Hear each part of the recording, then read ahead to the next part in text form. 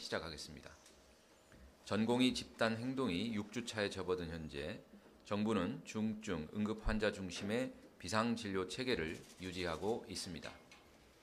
3월 26일 기준 수도권 주요 5대 병원의 입원 환자는 4,755명으로 지난주 평균 4,761명과 유사한 수준이며 5대 병원을 제외한 상급 종합병원의 입원 환자는 지난주 평균 대비 3.8% 증가한 17,702명입니다.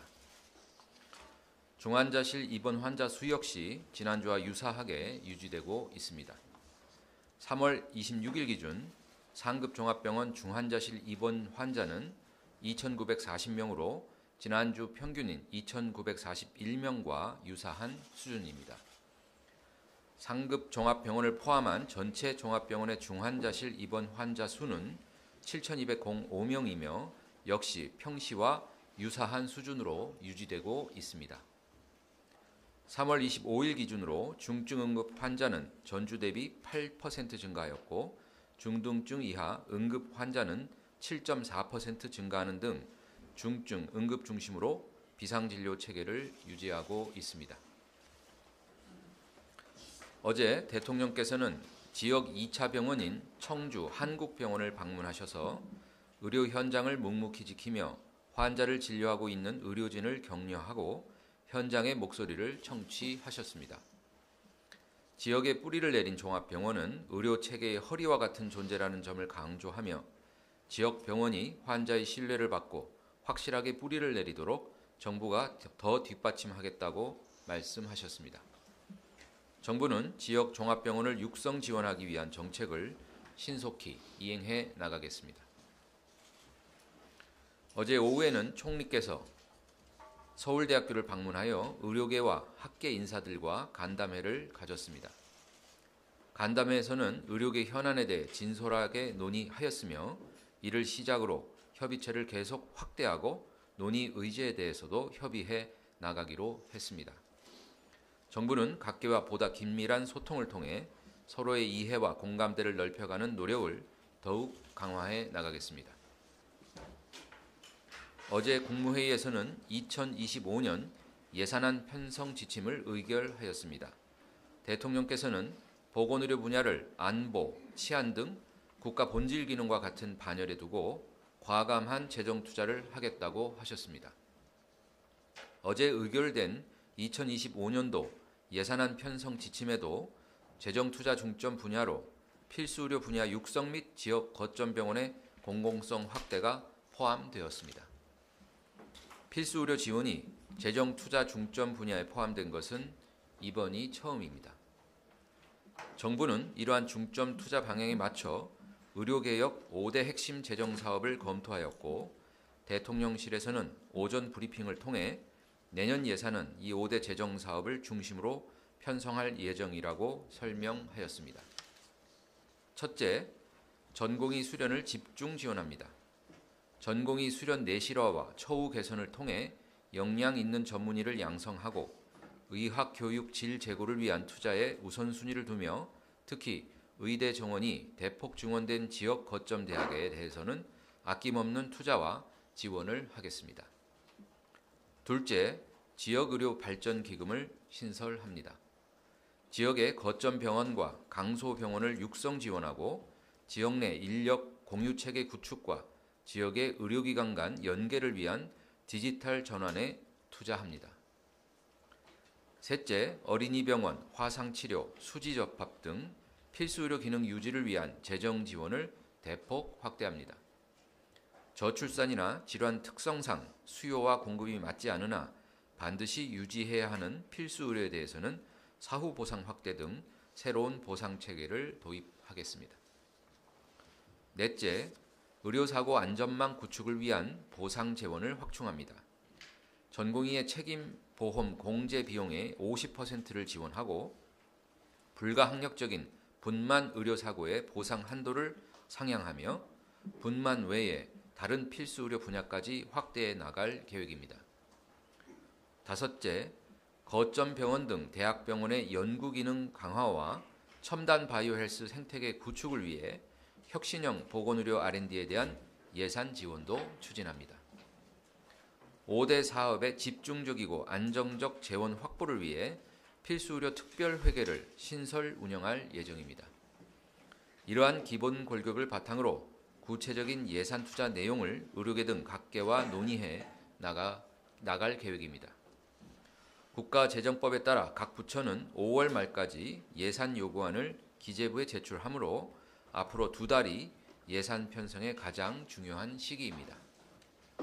대통령께서는 보건의료 분야 예산 규모가 정해져야 불효불급한 지출을 조정하면서 지역의료 인프라 확충, 필수의료에 대한 보상 강화, 그리고 R&D 사업 등의 규모를 정할 수 있을 것이며 그래야 국민의 생명과 안전도 지킬 수 있을 것이라고 말씀하셨습니다.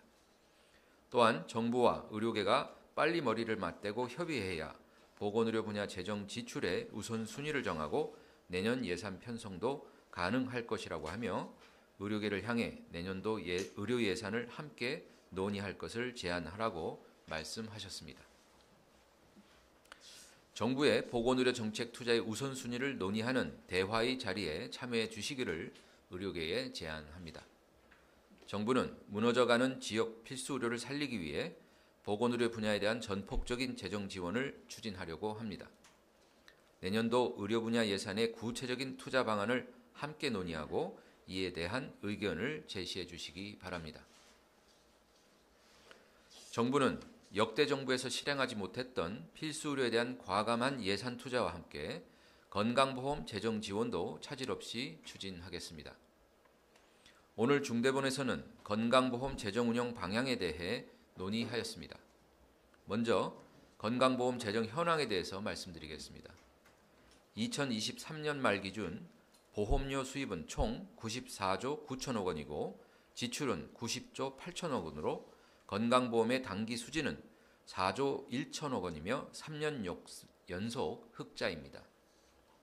누적 준비금은 건강보험 제도가 시행된 이래 역대 최고 수준인 약 28조 원을 보유하고 있습니다.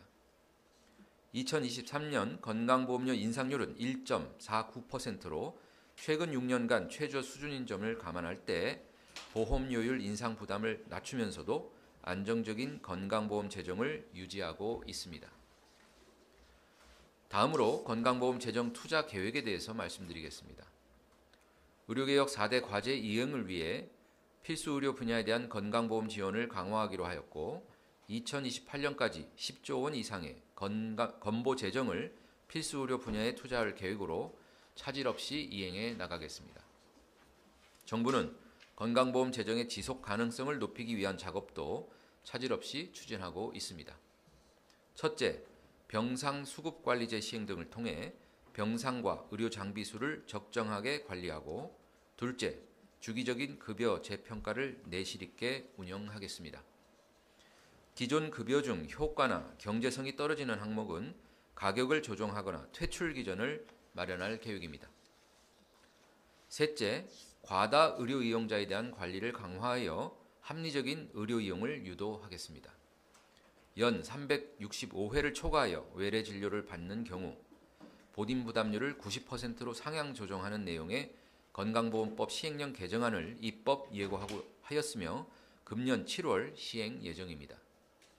넷째, 외국인 건강보험 무임 승차가 없도록 제도를 개선하겠습니다. 2022년 말 기준으로 외국인 가입자는 132만 명이고 중국 국적 가입자는 68만 명으로 52%에 해당합니다. 그간 외국인 가입자의 피부양자는 국내에 일정 기간 체류하지 않아도 건강보험 피부양자로 등록이 가능하고 이에 따라 보험료를 납부하지 않아도 쉽게 의료 이용을 할 수 있어 이 제도를 악용하는 사례가 발생하였습니다. 이는 외국인 지역 가입자의 경우 6개월 체류 요건이 있어야만 건강보험에 가입할 수 있는 것과 비교해도 형평성에 어긋나는 점이 있었습니다.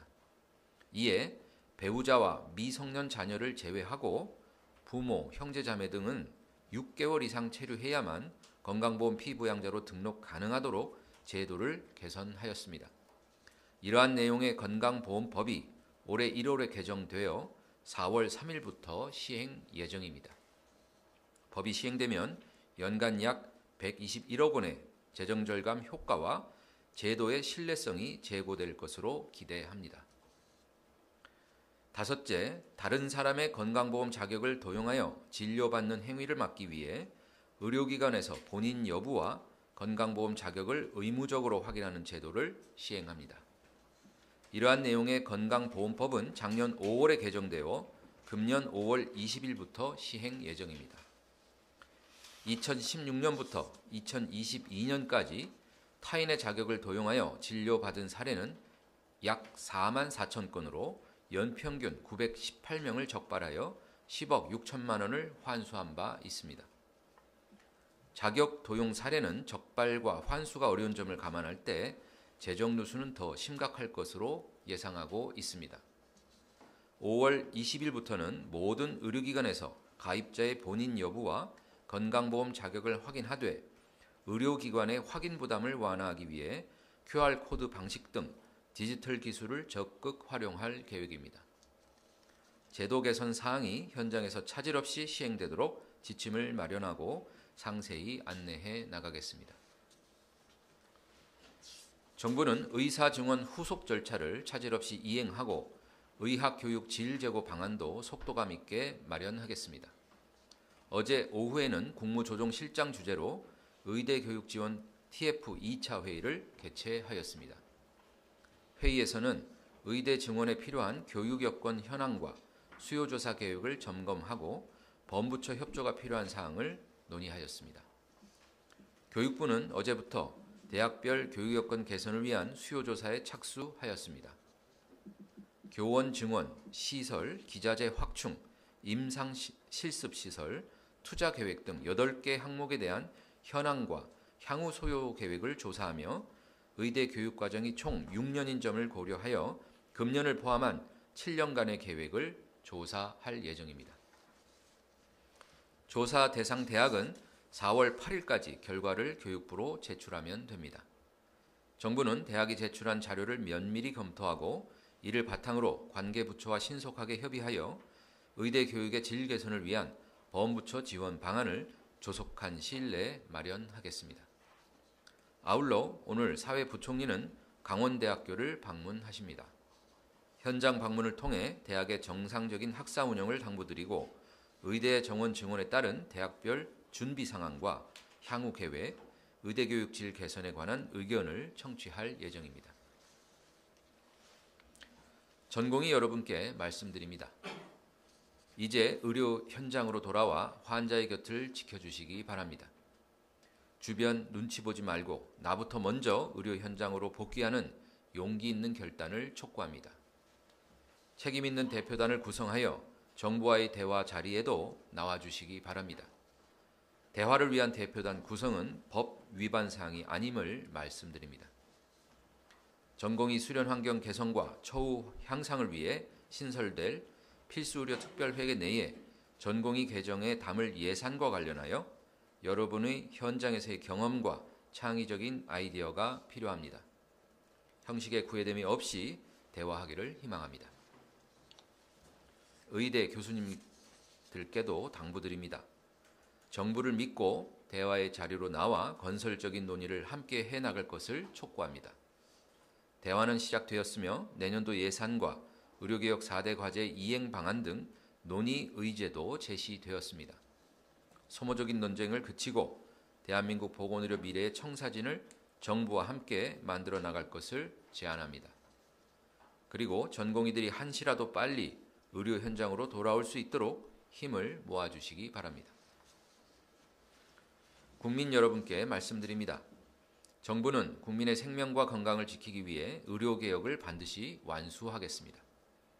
여러 가지 불편을 참고 정부의 의료개혁을 지지해 주신 국민과의 약속을 반드시 지키겠습니다. 또한 환자와 그 가족의 불안과 고통이 커지지 않도록 비상진료 체계를 더욱 튼튼히 하고 보다 적극적인 대화를 통해 지금의 상황을 수습할 수 있도록 모든 노력을 다하겠습니다. 국민의 생명과 건강을 보호하기 위한 그 목표만을 바라보며 흔들림 없이 나아가겠습니다. 정부는 의료개혁의 성공으로 국민의 지지와 성원에 보답하겠습니다. 감사합니다. 지금부터 질의응답 시간을 가지겠습니다. 배석자께서